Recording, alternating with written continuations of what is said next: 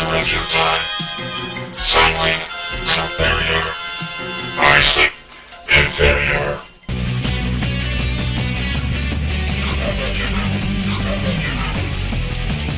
The battlefield has shifted. The Autobots and Decepticons are racing through space to face the greatest evil the Transformers have ever encountered.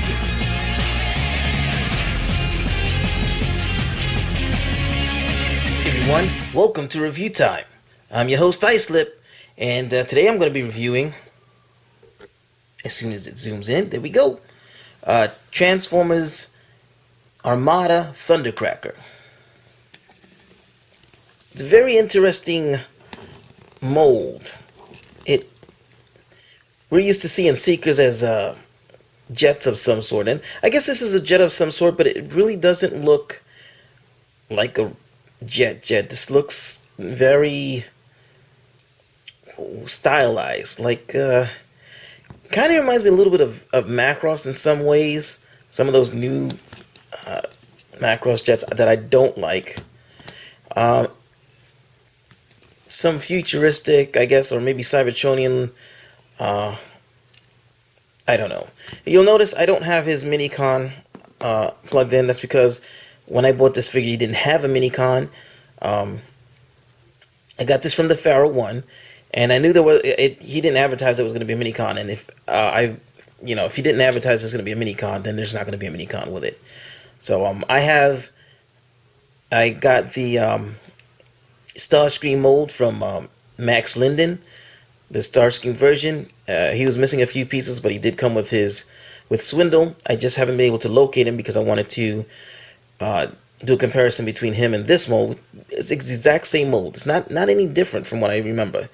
I also had the Skywarp mold, but I gave that to my nephew, so I don't have that anymore. I gave it to my nephew, and it's still in the same condition that it was when I gave it to him. I just don't know where it is. And I just knocked my lighting over. So anyway, this is Thundercracker. Now I don't know his bio as far as the toy is concerned, but as far as the cartoon is concerned, this is Starscream powered up. He gets powered up and he's like, "I look like Thundercracker," and which I thought was a little silly. It was a little weird because you didn't see Thundercracker. And all of a sudden, there's a Thundercracker, and he says, "I look like Thundercracker," but whatever. It's a nice, stylized jet. It looks a little empty on the bottom. That's because this is where the Minicon is supposed to go. It kind of fits in here nicely. You can see he's got what looks like missile ports here, maybe. It's pretty nice. Jet intakes. He's got more intakes up here, and etc. So it's not a bad looking figure. It's a pretty nice looking figure. He has, well, I was going to say lights and sounds, but he doesn't have lights. He only has sounds. So you press down on the canopy right here, and you get, if you come over here and you pull this back here, it makes jet turbine sounds. And now this Minicon I got from Tidal Wave. I didn't think he'd mind, so I borrowed his Minicon. I have other ones, but this one actually, it's because of the shape, it's actually ideal. It doesn't get in the way of the null rays or whatever they're called for this version. Null cannons, excuse me, null cannons. So what you would do is you plug the Minicon right here, right there, and then when you push it down and you don't put your finger in the way, his null cannons come forward. Now it looks a little dumb in this mode because seeing as this is part of his jet intake, that would just cause problems. We'll put that back on there, and you can leave the Minicon on there if you want to. I'll just stretch this out like so, and can't put it all the way down, otherwise it'll pop the thing out. But there, it doesn't look bad.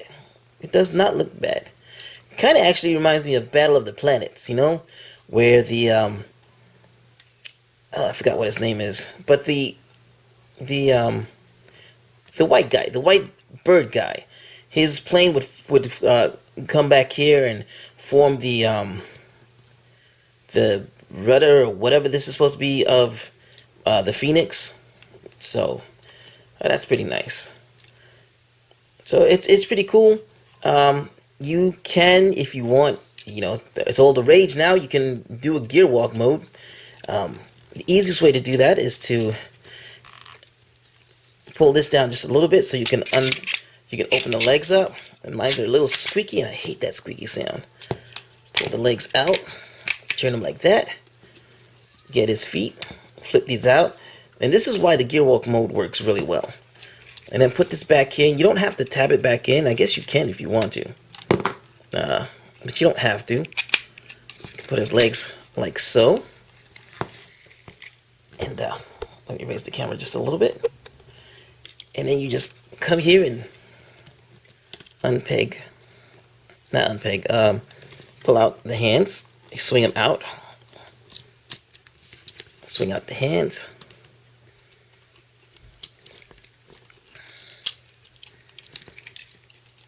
And there you go. You have, you have a gear walk mode. Which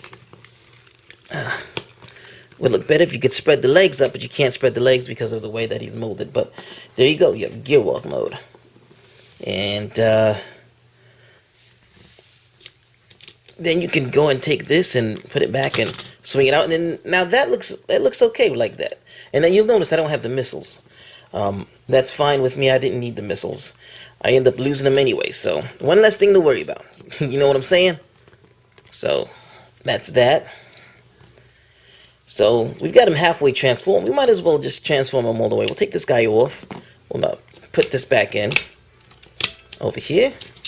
And what we'll do is we'll take the legs, straighten them out, swing this whole part like this, and you see right here there's this little sort of clip.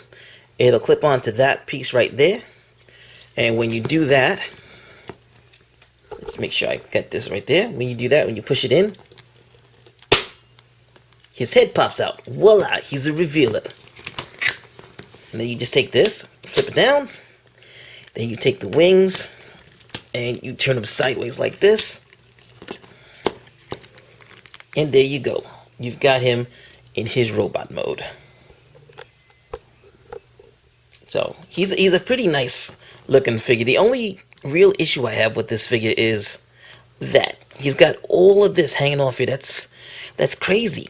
If they would have made this part fold down, you know, I could understand this being back, you know, that's just a mess right there.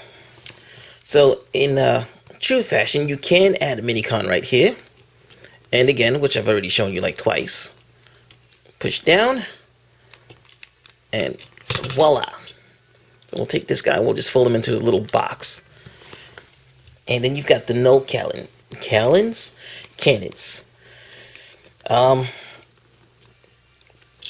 Now, before I go any farther, we'll go with the articulation. He does swivel out at the shoulder. Right here, he goes up and down.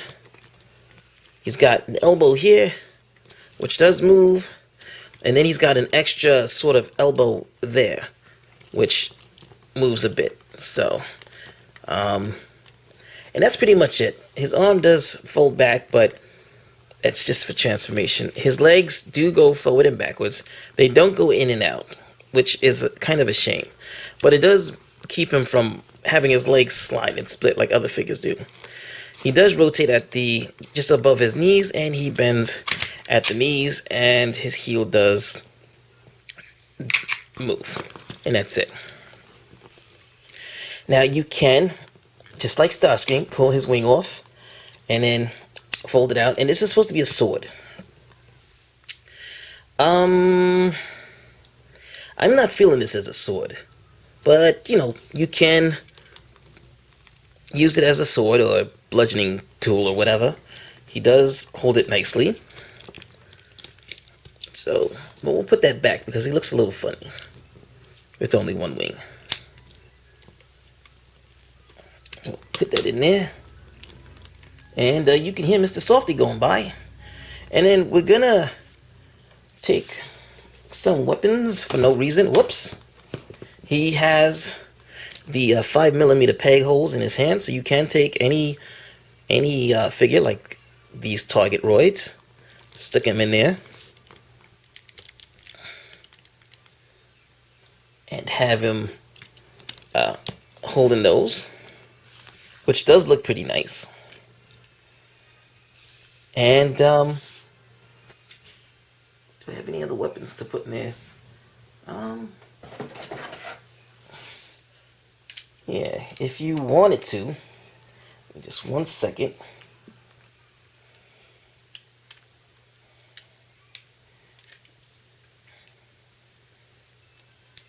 If you wanted to, you can take add-on kits like the Infinity Warfare and just plug that in, and now he's got this big, nice Energon Sword. So that's pretty cool. I have a little Star Saber type thing. And let's see. If I wanted to, I think I could probably just plug it in here. Oh, that just looks silly. That looks not too bad, but it's still a little silly. But it makes a much better sword than his wing does. So you can do that. You can take minicons. I wish I would have brought more minicons. And you can plug them into little ports on the side so that he's, you know, powered up and whatever. And let's put this away. I'll put this over here for now. If you want to, you can take some of these guys probably and fit them in places. I remember, let's see if I can get one of these guys off. So, I mean, I can give him this whole thing as a gun. I really can, but I don't think he'd hold it very well because it's really heavy.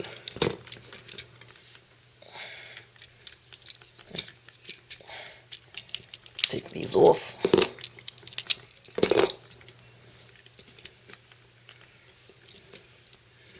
Yeah, I mean, that'd be nice if I could get him to, but his legs, his arm won't stay up. His wrist bends, and because it's just way too heavy. This thing probably weighs about half a pound. That would look really nice. That's awesome. I could probably just fit it up here. And there we go. Thundercracker all armed out with these little guys. But take this out. So yeah, just wanted to show that off because I'm a bit of a show off. But he's like a sort of a big Voyager size, maybe a small Ultra. I'll compare him to, here we go with a G1 Seeker. This is G1, I believe this is Dirge. I was looking for my Thundercracker, my Generations Thundercracker, but I couldn't find him. He's in one of the boxes, probably the same box that Starscream's in my closet. Here is the Cybertron Thundercracker mold. This is Skywarp. Oops. So you can get an idea, deluxe size figures. And we'll just get this guy out of the way for now. Let's see. We'll go with Revenge of the Fallen Skywarp, which I do like, even though I'm not partial to the Bay inspired whatevers. I thought this was pretty nice. I like the colors. And I like that he has sort of a, not a G1 head, but sort of a G1 inspired. And you can see it's about the same size. This is a Voyager figure. So yeah, that's a Voyager size figure. We'll go with Leader Starscream. You can see Leader Starscream towers over him. And we're going to go with the King. The King of all the Seekers. King of all the Seekers. We're going to go with MP11 Starscream. You can see he's a little taller. That's right. You can't beat that one. I'm sorry. I don't care what you say. This is Starscream right here. And then we got, little baby Starscream right here. So you can see, how he stacks up to all of them. He's a nice sized figure. Not too big, not too small. Just pretty good. Pretty darn good. And I'm very happy to have him in my collection. So, I just wish I could have found my other Thundercracker. That would have been a very nice thing to show off. I know, but best laid plans of mice and men and all that stuff. You know what I'm saying? You know what I mean. So we'll just get one last group shot of all the Seekers together, sort of. Yeah. And that's it. If you get a chance to pick him up, he's not a bad figure. I mean, he's not super articulate. He's got some issues, but he's articulate enough. And he does look rather impressive. Only thing I don't really like is his pink Decepticon symbols and his red face. I don't like that, but otherwise, and that thing that hangs off the back. But from this angle, he looks pretty nice. He really does. Let's zoom in just a wee bit. So, should you get this figure? Yeah, get this figure in Starscream. I mean, he is an Armada toy, but I think he's pretty good. I think he's one of the better Seekers. So, Thundercracker. Yeah. And that's it. I might slip, and that's it. I'm done with this review. Alright.